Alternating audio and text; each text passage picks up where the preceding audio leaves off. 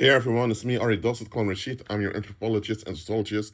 Hit the like button, share this video, subscribe to the channel, become a member of the channel, donate links below. You can book a session with me, a one-on-one consultation. Check the fees and instructions in the description box below. You can buy my novels on Amazon, Barnes & Noble, wherever you can find them. And above all of that, pay close attention to this video, pray about it afterwards, and where this knowledge applies in your life, apply this knowledge to glorify our Heavenly Father. Thank you. All right. We begin with a short story. Actually, I'll do a few short stories, okay? You have Jack. Jack is 15. He's at his brother's house, who's 28. Married, with children, all of it. Jack offered to help wash the dishes for his brother. They have no dishwasher, so Jack said, "No, what? I'm here anyway, so let me just do it." So Jack washed the dishes by first cleaning all the glass and afterwards wash off all the soap. He always did this at home and it always worked perfectly fine. He got good results. Now, when his brother saw this, but why don't you wash off the soap immediately? And he said, "I always do it like this. You know that." And the brother said, "Okay, you're right." Now, just 10 minutes later, the whole kitchen was clean. So there was no issue at all. But you know what the brother did? The brother of Jack, he went around complaining about, Jack over there, he doesn't wash dishes properly, this, and that. I kept murmuring, complaining about it. When Jack found out, he wanted to confront his brothers, like, what the heck is this? But our cousin told him, don't do it, it's not worth it. So Jack didn't do it. Now, let's fast forward. Jack is now 35. 20 years have passed, whole generation. Now, one of his nephews, who's now 22, tells him one day when they were playing golf, Uncle Jack, Dad always complains about you, about one time you washed the dishes in a horrible way, this and that. And then Jack said to his nephew, why is your father still complaining about things that don't even matter like that? And you know what his nephew told them? Uncle Jack, just don't take it seriously. That's just how my dad is. This is just how your brother is. He's always spinning around emotionally over and over again. I even got in arguments with him often. Almost got into a fist fight with him growing up. He almost kicked me out of the house. The police had to come and intervene in all of that. And he kept on going on and on and on. So Jack now, being 35, talks to his wife about it.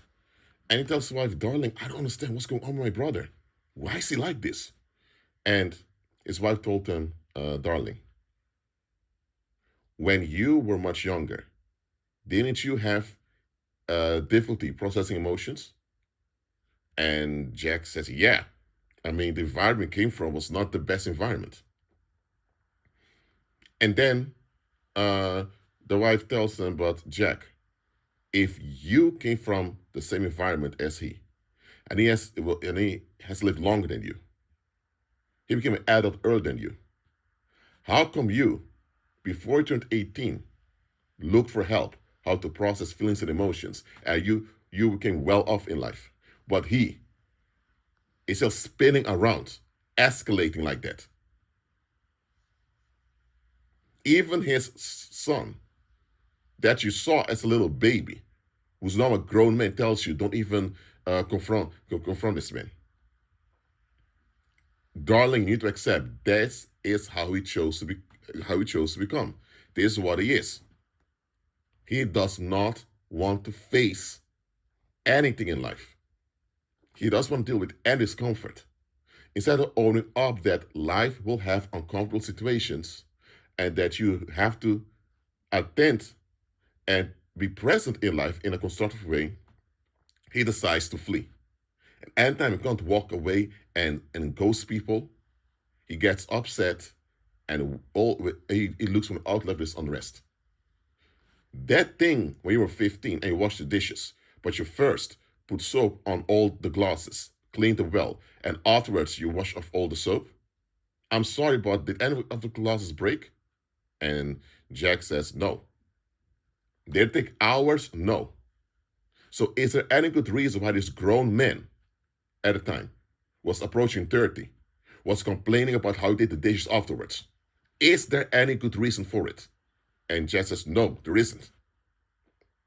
Well, your issue, Jack, is that you still think there must be a good reason for it. Just because you are realistic and practical doesn't mean everyone is. Some people are just wasteful.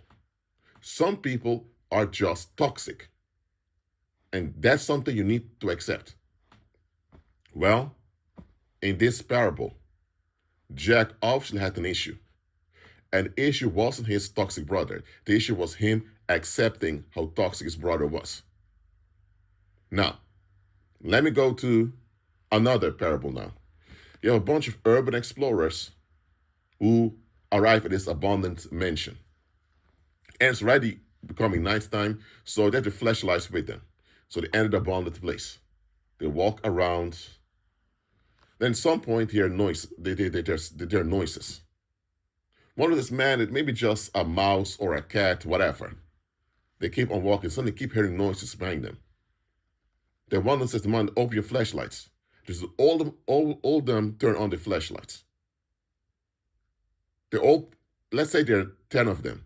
Each of them point a flashlight in a different direction. One sees an empty chair, another one sees a window covered with spider webs, another one sees empty space. So all 10 of them have a light source, which is the flashlight, and all point in different directions. A flashlight does not illuminate the whole space. Even if they all turn the flashlight the same direction, it will be just one area of the place is illuminated. So one of them says, guys, maybe the lightning still works. Another one said, man, are you kidding me? This place has been abandoned for 20 years. Why the heck would the light work like that? So that one guy decided, you know what, let me look for the light. He found a switch. He turned on the switch. And when the switch turned on, guess what? The lightning worked. The whole place was illuminated. And now they saw all these stray hungry dogs roaming around. Now, the group, of course, ran away from there. Not because the stray dogs were about to attack them, but because it was frightening. The possibility of the stray dogs attacking them was there. But here's the issue. They entered a abandoned building, and they never expected to find stray dogs there, or just wild animals over there. Nevertheless, that's what happened. Now, weeks after the incident, everyone in the group, or everyone else in the group, turned on that one guy that turned on the switch. But the guy thought, hold on a minute, why are you guys upset with me? We went to an abandoned mansion, and while we were there, we heard some noises over and over again, and I wanted clarity on what was going on. So when I thought maybe the electric switch still works, I tried it out and had no clue it would work, and it worked. I found out what the source of the problem was: stray dogs around. So, but the rest kept accusing him of, being this and that, thinking of something. All the allegations he came up with didn't add up. They blocked this guy on social media, unfriended him, kicked him out of the WhatsApp group, all that. And the guy was thinking, what the heck? I came with a solution. I turned on the light. The place was illuminated. We could clearly see what the issue was. And now we could do something about it. And then, like a year after that, a former colleague of one of the other urban explorers approached him and said, Daniel, I heard you be kicked out of that explorer group. And Daniel said, yeah, I don't know. And the guy said, listen, man, Mark, who used to, we were still part of that explorer group. I talked to him about why he turned on you, Daniel, or why he turned on all of you. And he could never give a straight answer. But let me tell you what goes on, man. When you guys were there in an abandoned mansion, some of them already noticed that you guys were not alone over there. Maybe other people, or maybe a wild boar, or stray cats, whatever. So they knew they were not the only one.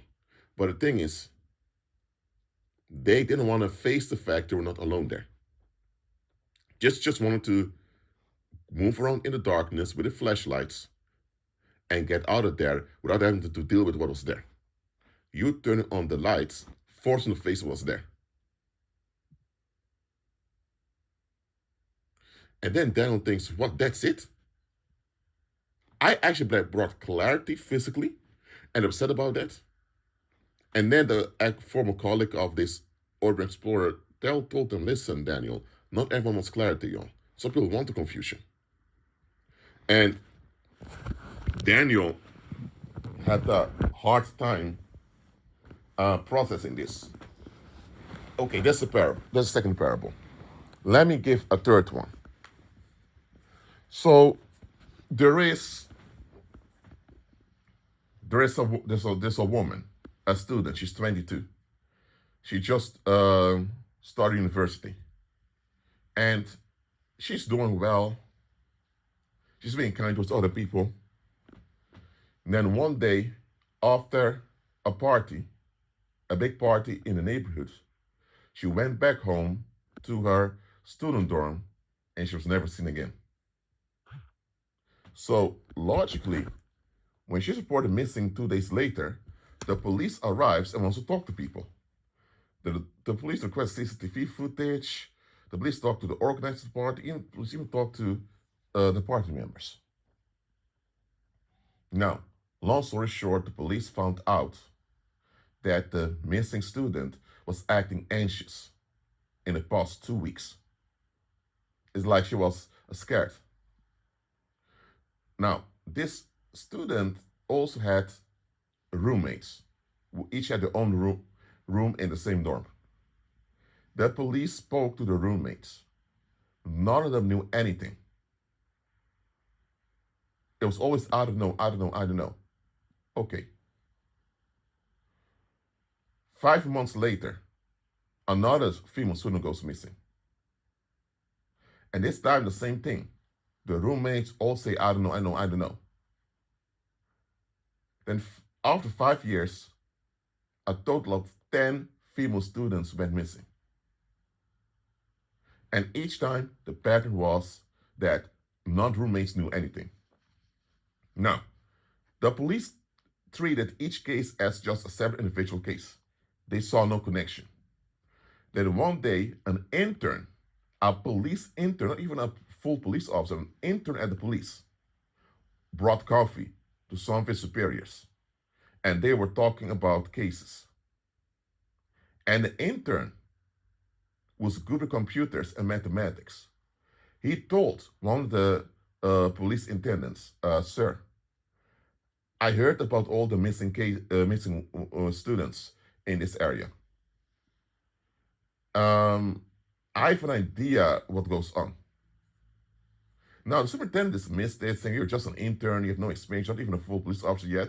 But then the colleague of the superintendent said, no. Let's listen what he has to say. And the police intern said, they're all women who went missing during the bachelor's. A few were doing the master's. They're all at the same 2 universities. They all stayed in 2 student dorms. So what connects all the cases are 2 student dorms. And all the cases are unsolved because the roommates didn't know anything. Correct? And then the superintendent said, yes, correct. Sir, How is it possible that you live with someone you reside with someone that's in the same building? You see each other every day. However, for some reason, you know nothing about the other individual.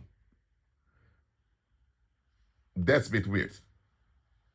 You mean to tell me each of these 10 cases, none of the roommates knew anything, and it all happened in the same two student dorms? Were in the same street also? Maybe it's good to check who owns those student dorms. And then the intern walks away. The superintendent says, let's follow this lead. They found out that both student dorms were owned by the same company. And then he checked the owners of that company that owned the student dorms, and they found out that all these owners of that company, all the founders of the company,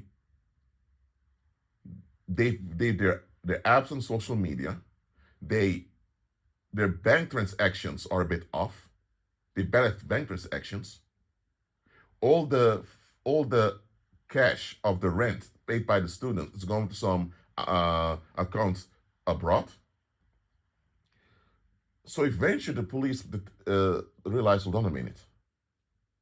Some is off with the owners that own that company, and the company owns the student dorms.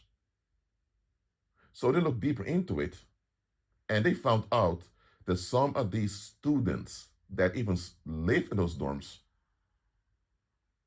lived there rent-free. And they were family-in-law of some of the owners. Now, the rule is in a student dorm, you have to be registered as a student to rent there. But there were like 4 people that moved from room to room within those 2 student dorms, and they were not registered as students. They were in-laws of one of the owners of the company. And then the police checked the records again, and they found out that any time a female student went missing, one of these 4 in-laws were around.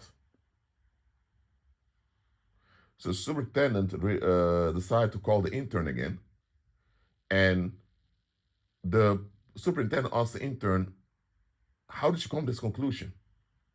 And the intern said, listen, I'm here as an intern. I will not even join the police afterwards. I'm doing this to get credits for my bachelor's degree. But one thing I know is that in life, there are similarities, and human beings always leave traces behind. In mathematics, we recognize patterns. And human behavior often shows patterns also, or at least cycles. It can't be a bad outcome or misfortune happens and keeps happening over and over again, and people are not in on it. The superintendent kept listening. I don't want to come with speculation, sir. However, I began to think that these roommates were all in on it. They were all in on the disappearances. It could be part of a cult or a criminal network. I don't know. But I would look into it. Now, the internship of the intern ended, and the police attendant, within just a half year, uncovered a cult activity. And what do you know? 75% of all the students living in these dorms were part of that cult. And then the police realized, so these were ritual sacrifices? Yes. Now, in all these 3 parables, there is one thing that they all have in common. In all 3 parables, it is clear that there were people that didn't want clarity. In the first parable, the brother of Jack did not want clarity. Why? Because obviously something was wrong with him. Namely, he lacked emotional intelligence. Well, if the environment grew up in, they didn't develop emotional intelligence in him as a child, that's not his fault. However, as an adult, it is a responsibility to admit, if though it's not my fault, it's on me now to look for a solution for it to be better. Why didn't he do that? The fact he didn't do that, that's on him. That is his defect now. You can't blame his parents nor the environment for it anymore. Why is he on getting things better? If he's on getting things better and things a bit slow, that'll be different. But then he's not even on getting things better. Instead, he's accumulating unrest because he doesn't want to face himself. And guess what? Anytime this unrest is triggered, he lashes out emotionally over and over again. And when he's lashing out, he also expects people to feel sorry for him. When other people behave in a similar way towards him, he walks away, doesn't want to put up with it. So he became more and more narcissistic with the day. And with that, became more violent with the day. Now let's go to the second parable. Daniel was part of a group of urban explorers. They turned on him when he took a good decision to turn on the lights in a abandoned building, and they were able to leave. Again, the other ones didn't want to own up to the fact that they walked into a situation unprepared. Why do they do that? In the third parable, there were women going missing, and nobody, not even roommates, knew anything, over and over again. Now, in this case, the police had no clarity. But the thing is, if an intern wasn't even about to become police, or if an intern could see through the situation, how come the older ones were in charge couldn't see through it? Because they were relying on their own understanding too much. They were not flexible and teachable enough to learn. And guess what? The superintendent always missed out solving these cold cases. What if the superintendent said, "You're an intern, mind your own business. This is not on you"? Guess what? The police would have missed out on a revelation and on a breakthrough.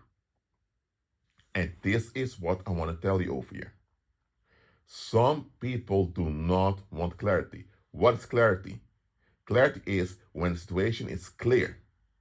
You know what goes on, you know what the dangers are, you know where it's safe, and you know what to do best. That's clarity. But clarity also means that if you have expectations or preferences or opinions or ideas that don't match factual reality, or if you have ideas, opinions, or whatever internal agreement that's not in harmony with the will of your Father, that means that you are defective and you need to change for the better. You need to change. Now, you can't change other people for the better. You can't do that. But you can change you for the better by deciding I want to be better and be open and teachable to change. That also means that if you have other unresolved issues, you have to face them too, or up with them too.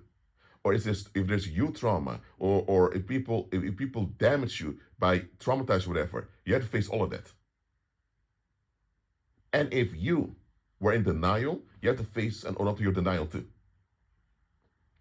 And let me tell you, most people do not want to do this. They do not want to own up to anything, and they do not want to be real. They just want a smooth confinement where they're left alone, they remain unbothered, and they never have to explain themselves to anybody. That's what a lot of people want. However, if they would openly say this, they would discriminate themselves, because this will itself doesn't add up. What do you mean? You just want a space you're left alone, unbothered, and you don't have to answer to anybody. If others affect you, and you get upset when their effect is at your expense, why is it that others have to put up with whatever effect comes from you? Nobody calls out anything. People know this doesn't add up. They know it's unacceptable, and know they can't get away with this. They know it. That's why when most people are escaping, they always come with an excuse why they're escaping. Let me go further. That's why a lot of people in the world, they will avoid stable people. Why? A human being that's stable is a human being that owns up to stuff, face things, process things, and looks for solutions. If you're around an individual like that, you're in good company. But what if you are the problem because you don't want to face it, you don't want to go through the process? Eventually, it will be clear that you're the problem. So if you end up walking away from someone that's stable, everyone's going to ask you, why did you leave someone that's stable? There's no way you can look good after that. You lose all credibility, you lose reputation, and man, you'll become irrelevant. People don't want to go through that. So that's why a lot of people, they self-sabotage by preferring and choosing people that are no good for them. They choose people who are defective. Why? If you ever want to escape from situation or go someone, you can always point out the defect of that other individual as a reason. And if the defect of the other individual is obvious enough, people say, well, you're right. That other guy or that woman is off indeed. Well, you know what? You don't want to put up with that. That's good. But if someone is of quality, wanting to be better, face themselves, how are you going to ghost and walk away from them or abandon them and still look good? Not going to happen. Remember what I said. Clarity is when it's clear what goes on, where the problem is, what situation is, and what's best to do. So clarity forces you to be accountable and responsible and to give up any presumption or any assumption you have that does not help out for a solution. Now, clarity means death to the ego. Clarity means no more scapegoating. Clarity means no more excuses. It means no more disinterest. If you're in a situation or you're part of a situation that's bad, you're part of it. So you have the obligation to want to be part of the solution. Simple as that. Clarity means no more, I do whatever I want, I will whatever I will, and it's none of your business. A lot of people don't want clarity, y'all. People often choose confusion. Yes. The only thing they want clear is that they want to escape, be left alone. And if not left alone, they lose it. That's the only thing they want clear. That's all they clear about. That's not clarity. That's violence. That's narcissism. A lot of people don't want any clarity. They don't want to know what goes on, and they don't want to be confronted with that they're part of what goes on. Because if they're part of what goes on, means now that they're on obligation to explain themselves why they're part of it, and you also now either they comply with solutions and admit that they're not God, they're not sovereign, and all of that, or they keep on resisting. And the more they resist, the worse they look, and eventually they turn into full reprobates. Clarity shuts down people being on the fence. A lot of people want to live on the fence, not being about anything. Or they want to hold on to a firm stance without ever questioning the stance. That's how you get people who are extremely progressive or extremely conservative or extremely religious. Listen, natural flexibility is healthy. There's certain things you don't have to be flexible about. For example, your well-being, safety. Those are things you don't have to be flexible about. One thing I'm telling you is that this inflexibility that a lot of people have is nothing but violence. They do not want to deal with life itself. They don't want to deal with challenges, sudden surprises. They don't deal with things not going according to plan. They don't want to deal with life. They don't want to admit they're vulnerable and fragile creatures that cannot dictate outcomes. They want a simulation where they can have perceived control over other people. That's how they compensate this lack of support on the inside.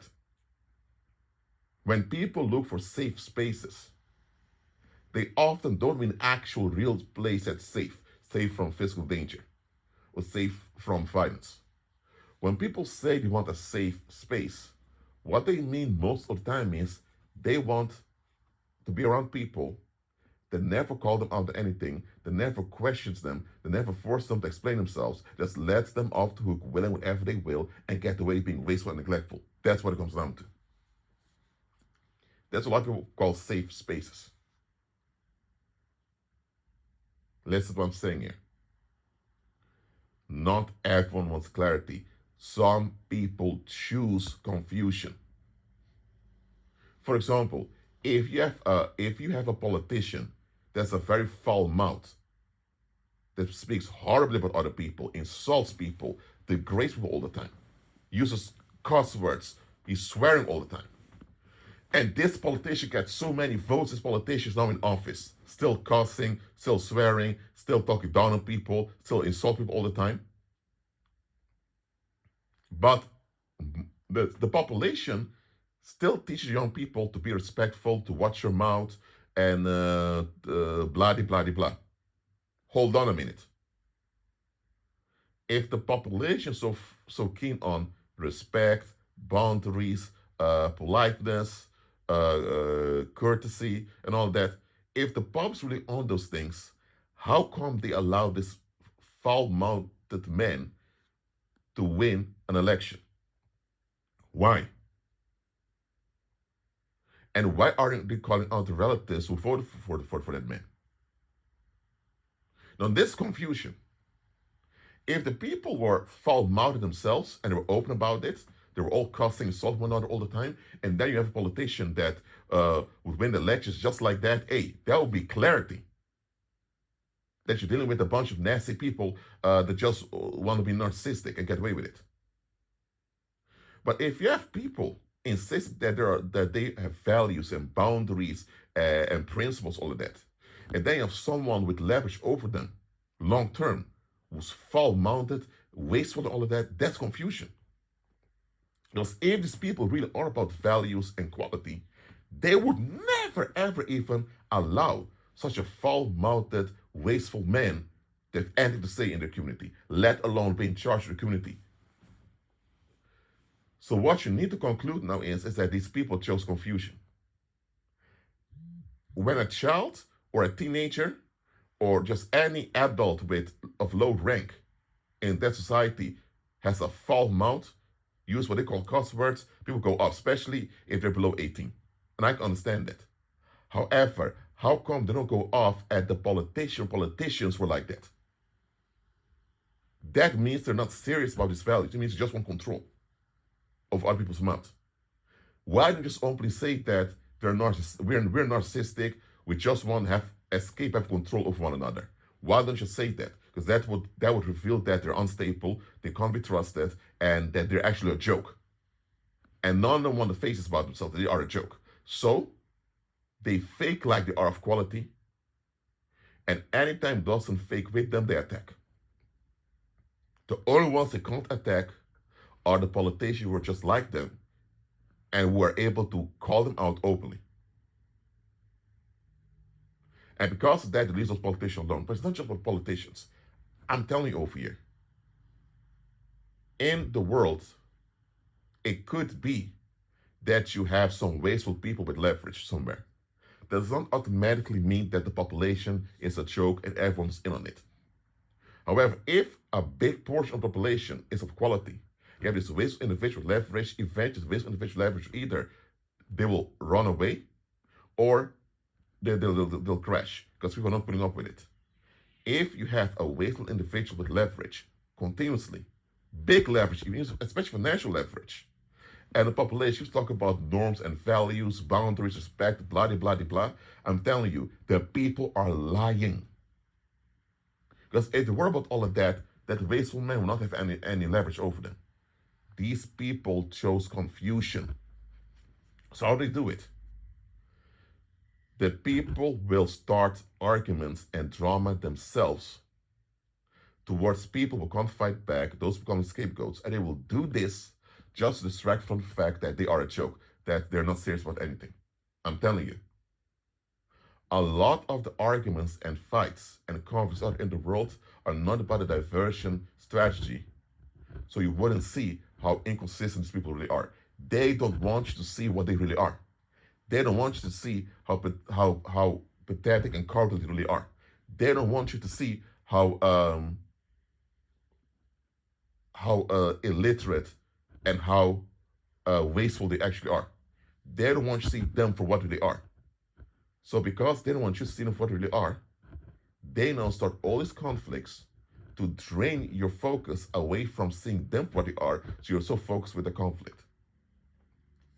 If you're someone with bright intelligence, if you're someone with strong discernment, often you will have people ghosting you, avoiding you, or they'll do a smear campaign about you, or they start arguments with you. Some people go to court with you, and they will go to court against you. And you think what goes on over here? Listen, people are pretending like they're fake, like you're the problem, and they're doing smear things on you to get others to dislike you. You know why? Because as long as people have a bitter feeling towards you, and people are having a bad view towards you, nobody else can notice them. That's what goes on. Some people don't want clarity, y'all. I want you to realize this. Too many of you believers, you're drained in life because you keep working things out with people who don't want to work things out. Some people don't want clarity. They choose the confusion. They are devoted and loyal to remain confused. The misunderstandings on purpose. They know very well what you said, they know very well what you mean. They just keep asking questions if they don't know what you're talking about because they don't want to be involved with what you're doing. You want a solution, you want to move forward, you want quality. They don't. But for them to openly say it like that, man, that's a death sentence on them. They don't want to do that. So that's why they want to drain you and turn you into the problem. Stop causing pearls for swine, you all. Know what you're dealing with. If people are wasteful and toxic, you're not going to approve how they are. Hell no. Nevertheless, you need to accept what they are and deal with that accordingly. Because if you don't, then the problem is with you. Because now you keep yourself in a bad situation that will likely backfire on you. Why put yourself in danger like that? Accept it for what they are. That does automatically mean you approve what they are. And if what they are does not add up, peacefully keep your distance and keep moving on. Shake us off your feet. You can pray for them from a distance, just make sure you're out of the situation and you move on. Sometimes you just need to get out of there, y'all. That's it for now. Keep agreeing with Christ and be at peace.